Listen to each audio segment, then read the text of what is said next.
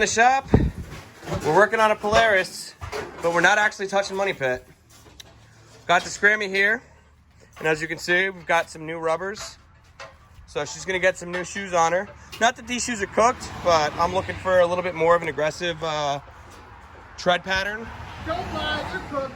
No, they're really not. You can still see there's still some life on them. They're But dry rotted though.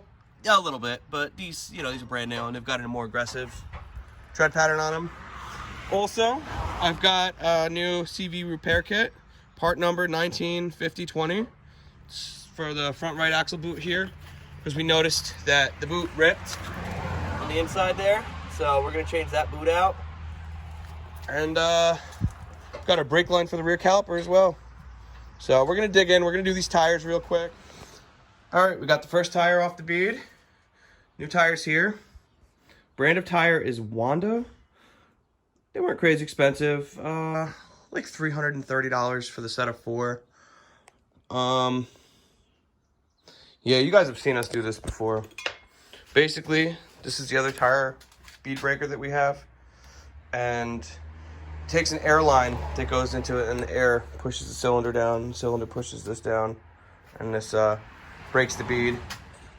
So that's how we do it with bigger tires, car tires, stuff like that. So Stitches just ran inside. He's going to grab some soapy water. While he does that, I cleaned up the bead surface here, and it doesn't look terrible. Actually, it's pretty clean. And we're putting new valve stems in around. So we're gonna do that. These aren't directional or anything like that. I don't see anything that says inside to outside or travel, and these are 6-ply. So shouldn't be terrible. So they're side-by-side pattern. Very similar to the ones that Stitches put on the Quadmaster. So cool. We're gonna get this one mounted up and check back with you in a minute. We did the tires on the Scrambler. Turns out both axle boots are jacked up, so I'm gonna order new axle boots and then go from there. I'm gonna order another one, and I'm gonna change both of them at the same time. And we changed the brake line, so you can see that one brake line down there is new, but we think that it's leaking from the bleeder, so we're gonna reassess that. I still have brakes coming from the handlebar, so it's not terrible. All right, as you guys saw in the footage I showed you already, we changed the tires on the Scrambler, and I took it to a family member's house last weekend, and we were riding it. Tore it up? Oh yeah, dude, I told you, it was sick. Those trails were serious. Okay. You see that? You're like, oh, okay. Now, while we were riding, I actually had an issue where it puked all the coolant out right over here. You can still see some on top of the drive shaft there. It's still a little wet down here. So what we're thinking happened is, I think the water pump let go. So we're gonna pull the water pump apart. We've got a new one. And yeah, we're gonna go from there. All right, so we pulled the water pump out. I'm just gonna pull it in here for a second. There's 4 bolts that go around the water pump. You can see one on the top, this side, the bottom, and that side. They're 5/16 bolts, all the same length. We attempted to remove the gasket in one piece. Did not come off in one piece.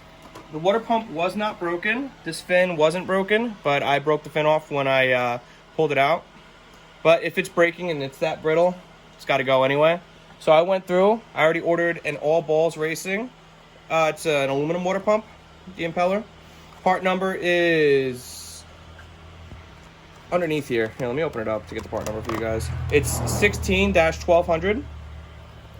And it just comes with a water pump and a fancy sticker for our collection of stickers that we've got up there. So this was a 10mm bolt to get the water pump out, and there's a little washer that goes in as well. Got the little washer and a bolt. So I'm gonna get to my favorite thing to do, scraping a gasket with a razor blade. And I'm gonna put this thing back together afterwards. Sweet. We'll check back with you after we get back together. See if it still leaks. Hopefully it's not a hose. Yeah, if it is, I mean, it is what it is. I'll just have to order hoses. Hardware store. Yeah, actually, probably. I don't think there's crazy bends in them. No, I don't think so. You probably get it from O'Reilly's. This one's got a weird bend in it because it goes over and then under. We'll figure it out, though. Yeah, I'm not worried about it. All right, we'll check back with you once it's scraped. So we got the new impeller in. We ended up pulling both of the hose clamps off of the radiator lines, and we wire wheeled everything, cleaned up the gasket. And if you look in there, you can see a little bit of red. With the new gasket, we put a little bit of a high temp gasket sealant there. So we gotta let it set up and cure for like an hour, I think. Yeah, something like that. Give or take, before we put any coolant in it. I also greased this fitting here for the swing arm and the carrier bearing while I was back here because I've got direct access to it. Update. Obviously, you can see she's in the air. We let the gasket maker dry, filled it up with coolant, and she started pissing coolant out again. So, we've got her up in the air, as our usual on the rafter. We're gonna pull the skid plate, take a look at her, and see what we find. We'll let you guys know what we see here. All right, she's back on all fours. The coolant was coming out of the weep hole, so what we think is the seal, well, process of elimination, the seal behind the impeller has to be bad because it's the only reason that it would be weeping out of the weep hole. So, got a new seal on order. It'll be here sometime in the next week. It'll be here before you guys see this video. Also ordered new A-arms because these A-arms are bent. Like, bad. Not even a little bent. Like, yeah, I don't think we ever talked about that. I mean, if you look, that's supposed to be straight, and it's not. And that one's not as bad. It's not as bad, but it is bent too. So, got some A-arms on order. I'm gonna swap out the axle boots when we do the A-arms. We've got our yearly ride, the one that we were crushing last year to get the three-wheelers done for. It's coming up. So Tuesday, Wednesday, Thursday, Friday. So we got 10 days until our ride. And this year we wanted to be prepared and we wanted to have all of our machines done so that we didn't have to worry about crunching the last minute. Yeah, of course this Scrambler's going to make us run it to the finish line. But that's what you get with a Polaris. I love Polaris. So she's going to sit here for now. We did swap grips out. I wasn't even going to talk about it. We got grips on our machines, the same ones that we put on Archie's. Mine, unfortunately, didn't come with the screws, so I'm waiting for those to come in. They'll be here on Thursday, but I'm actually going out of state for a couple days, so that adds to our crunch. So we're just going to leave her as is and dig back into her once we get some parts in. All right, back on the Scrambler. It's been a couple days. Got some parts in. Got the new A-arms that I ordered. As you can see, these are straight. In comparison, you can see how messed up these other ones were. So that's what I'm working on now. I also got the mechanical seal that sits behind the water pump because the water pump was still leaking out of the weep hole. So this is the oil seal that goes into the case, and this is the mechanical seal that goes behind the water pump. So I've got that as well. And yeah. I'm going to dig into this thing. You guys have seen us do the axle before. Get the front off the ground. You take the tire off. You take the clutch cover off. Cotter pin, axle bolt, wheel bearings. This brakes are going to come out. Those are 13s. Undo the ball joint. I'm also going to undo the 2 bolts for the A-arms, which I believe they're 14s or 9/16ths. Because I'm changing the A-arms while I'm in here. But if you're just doing the axle, you don't have to take the A-arm out completely. So I'm going to get into that. I'm also going to take this cover, the axle boot shield off, and I'm going to plasti weld it while I have it off the machine before I put it on the new one. Or on the new A-arm. So I'm going to dig in a little bit here and check back with you once I'm further along. All right, so we got axle boots on the right side of the machine is done. Left side, we're about halfway done. We have to get some hardware.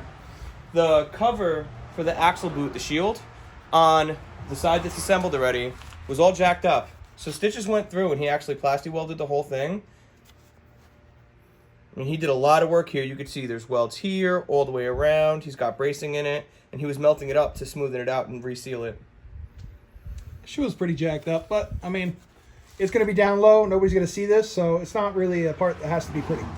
So the reason that we went and ordered new A-arms, got a new A-arm here, and this is the old A-arm. Now, if I flip it over, I mean, you can see clear as day. And this was the better of the two A-arms. The one that was on the left side of the machine was in better shape than the right side of the machine. So even if you compare the new one here with the old one for the right side, you can see how bad that is. I mean, it is crushed. Absolutely terrible. So we don't know if they jumped it. This one looks like they might have slammed into like a rock wall or something. Well, they're corresponding, so that's why I think it got jumped. But it's possible. Who knows? So, but at least with the new A-arms, they'll be straight, and our everything will be. Yeah, all the geometry will be good on the suspension. I think that's what's been tearing up the boots, though, is that the geometry on the suspension's been way off. I'm not gonna lie. I was very particular. I didn't order A-arms until I found a matching set of yellow A-arms. You can ask Stitches because we've known about this issue since I got the machine, but I didn't want to get black ones. I wanted to keep the yellow accents on the machine just because that's what it came with from the factory. And obviously, you know, I did the banana seat and everything. I kind of like that. Yellow was my favorite color. He likes black and yellow? Yeah, absolutely. So the fact that I found these, and I think it was like 50 or 60 bucks a pop, so they weren't crazy expensive. The bushings on them are good. I have new bushings on order, but these bushings really, they don't look dry, they don't look cracked, nothing like that. So we're going to keep the new ones on the shelf, and if we have any issues with these bushings, we'll swap them out.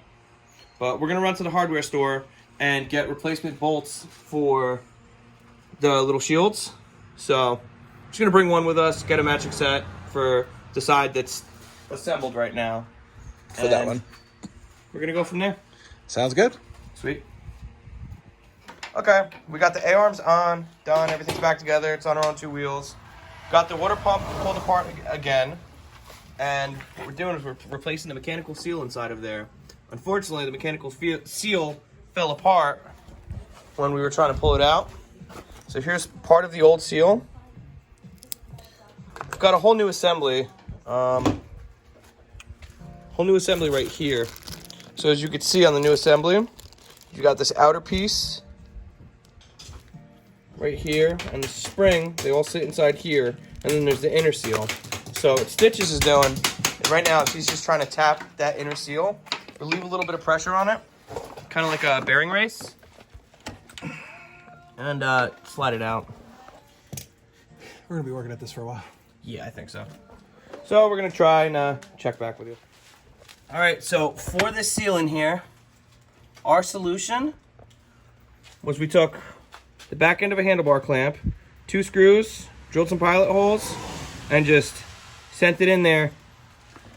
I'm going to inspect that oil seal back there, but it doesn't look like any damage was done to it. We're going to brake clean in there. Yeah, the oil seal did not get touched. Didn't get touched at all. Awesome.